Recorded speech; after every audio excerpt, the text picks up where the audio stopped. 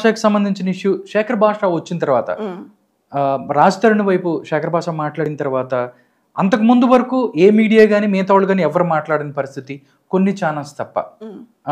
అందరూ లావణ్యానే కరెక్టు, రాజ్ తరుణ్ ఇలా మోసం చేశాడు అంటే నార్మల్గా ఒక ఆడపిల్ల బయటకు వస్తే అందరూ ఆడపిల్లగా సపోర్ట్ చేస్తారు, నేనవ్వచ్చు మీ ఎవరైనా కానీ.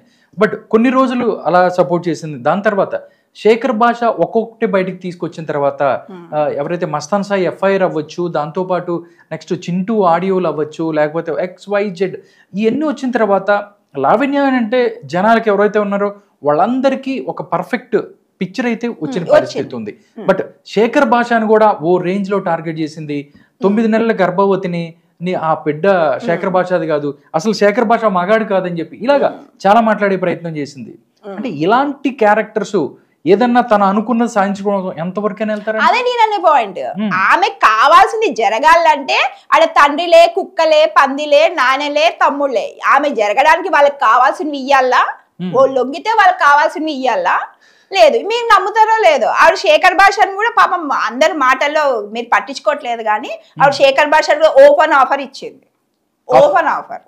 శేఖర్ భాష ఇండైరెక్ట్ మాట అనమాట. శేఖర్ భాష నన్ను లవ్ చేస్తున్నాడు, శేఖర్ భాష పడుకుంటే నా గురించి ఆలోచిస్తున్నాడు. అదిగా శేఖర్ భాష కాదు, ఈవిడ శేఖర్ భాష గురించి ఆలోచిస్తుంది. ఫస్ట్ ఆఫ్ ఆల్ వీడు ఎట్లా దొరకట్లేదు, బెదిరించినా దొరకలేదు, చెప్తో కొట్టినా దొరకలేదు, బయట కొట్టినా దొరకలేదు, ఇంకా వచ్చి మీడియాలో కూర్చుంటున్నాడు. అంటే లాస్ట్ ఆఫర్, రారా బాబు నా 2 రోజులు ఎంజాయ్ చేయి, నీ సుఖం ఇస్తా, ఇట్లా అట్లా సుఖం ఇయ్యని. ప్రపంచంలో అందరు మొగోళ్ళు అందుకే లొంగినారు. తర్వాత నీది కూడా రికార్డ్ చేసుకుని తర్వాత పెట్టే నువ్వు కూడా కుక్కలాగోడు. నేను ఆ వీడియో చూసాను, కలుద్దాం అని చెప్పి అంది శేఖర్ భాష. ఏంటి కలుద్దాం? రా భాష, నీకు ఏమైనా పర్సనల్ రా, మా ఇంటికి రా, కలుద్దాం, కలిసి చూడు, నన్ను కలిసి చూడు, కలిసి చూస్తే నువ్వు మర్చిపోలేవు నీ లైఫ్. నీ వైఫ్ కాదు కదా, నన్ను కూడా మర్చిపోలేవు. నువ్వు నీ వైఫ్ వదిలి నా ఇంట పడతావు, నీ వైఫ్ వదిలి నా ఇంట పడతావు. ఓకే, ఈ మాటలు జనాలకి ఎందుకు అర్థమైతలేవు అంటే మేము ఇప్పుడు దాకా సమాజంలో మాకు ఇంట్లో చెల్లి, అమ్మ వీళ్ళందరూ ఇంతవరకు ఎలా ఉంటారని చూసామండి. బట్ ఒకసారి బయటకు వచ్చిన తర్వాత ఒక ఇలాంటి క్యారెక్టర్ని మేము అసలు మేము ఊహించుకోవట్లేదు. ఒక ఏ సినిమాలో అలా మేము ఊహించుకోలేకపోతున్నాం. అంటే ఒక్కొక్కటి బయటకు వస్తుంది వెళ్తే అరే ఏంట్రా బాబు అన్నట్టు అనిపిస్తుంది. అది ఎంతవరకు ఏంటి అనేది మాకు తెలియదు కానీ బట్ బయటకు వచ్చిన ఆడియోలను బట్టి ఏదైతే ఒక ఊహా చిత్రం ఏదైతే అనుకుంటే అరే ఏంటి అనేది కూడా మాట్లాడుకునే పరిస్థితి. నిజంగా శేఖర్ భాషను టార్గెట్ చేయటం అవన్నీ కూడా చూసుకున్నట్టయితే శేఖర్ భాష చాలా దెబ్బలు తిన్నాడు, పరువు పోగొట్టుకున్నాడు, చెప్పు దెబ్బలు తిన్నాడు, ఇవన్నీ కూడా చేశాడు. బట్ ఎంతో కొంత మంచి చేయాలనో లేకపోతే ఏదో ఒకటి అందరూ అంటే సమాజంలో ఇలాంటి వాళ్ళు కూడా ఉన్నారు అని చెప్పి ప్రయత్నం అనుకోవచ్చా, లేకపోతే ఎలా చూస్తారా మీరు ఆయన చేసిన? రియల్ గా చెప్పాలంటే అండి, ఇప్పుడు ఎవరైనా సరే పాపాలు చేసినాడంటే దేవుడు వాళ్ళ పాపాలను ఖండించడానికి ఎవరినో ఒకరిని ఏర్కుంటాడు. లావణ్య ఆటల్ని కట్టియడానికి కంకణం కట్టుకుంది శేఖర్ భాష త్రూ దేవుడు ఎంచుకున్నాడు అన్నది నా థాట్. ఎందుకు అంటే రాజ్ తరుణ్ కి చేత కాదు, అట్లాంటి క్యారెక్టర్స్ ని హ్యాండిల్ చేసుకోవడం రాజ్ తరుణ్ కి చేత కాదు.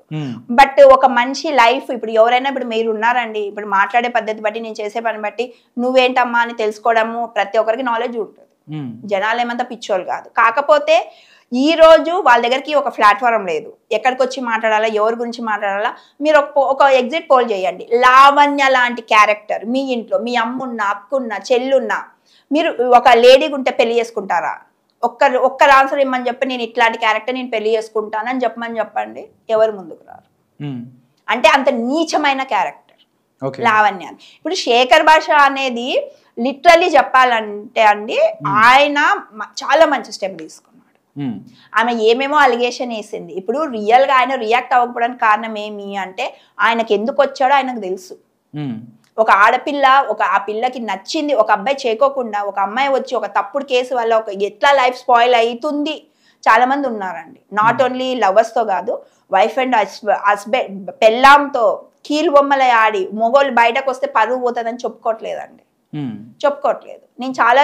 నేను చూసాను. ఎందుకు భయపడతారు మీరు? పరువు అనేది ఏం లేదు సార్, మీరు సఫర్ అవ్వకండి, జీవితం పోగొట్టుకుంటున్నారు. ఒక సైకో పెళ్ళాన్నితో సపోర్ట్ చేసి ఇట్లా మెంటల్ వాళ్ళతో పెళ్లి చేసి, నాట్ ఓన్లీ లేడీస్, అమ్మాయిలు జెండర్ ఇది లేదు. ఇప్పుడు ఓన్లీ ఆడపిల్లలే ఇలాగా భర్తలే కాదు, అబ్బాయిల్లో కూడా ఇలా ఉన్నారు, అమ్మాయిల్లో కూడా ఇలా నేను ఉన్నారు. అనే పాయింట్ ఏమంటే వాళ్ళు భయపడుతున్నారు. ఎందుకు భయపడాలి? మనం తప్పు చేసినప్పుడు ఎవరికి ఎందుకు భయపడాల్సిన అవసరం లేదు. వాళ్ళకి వేలు తెలియదేమో. అంటే ఒక సైకో పెళ్ళాము, సైకో మొగుడు ఉందంటే అక్కడి నుంచి రావడానికి వాళ్ళు పంపియరు, బయటకు పంపియరు. వాళ్ళు బయటకు వాడికి బతకనివ్వరు వాళ్ళని. కానీ వాళ్ళు సుఖంగా చూసుకోరు, వాళ్ళు మర్యాద ఇయ్యరు, రెస్పెక్ట్ ఇయ్యరు. వాళ్ళని వదిలి వెళ్ళిపోతానంటే పంపించారు. వీళ్ళకి ఆ ధైర్యం లేక, ఆ తెలివితేటలు లేక అట్లాంటి వాళ్ళని మీరు చెప్పారు కదా, లావణ్య లాంటి క్యారెక్టర్ ని ప్రపంచంలో ఈమెంటి కరాటి కళ్యాణ్ గారు ఏంటి, ఆవిడ ఏంటి అన్నది అర్థం చేసుకోవడానికి చాలా మందికి బ్రెయిన్ ఉండదు.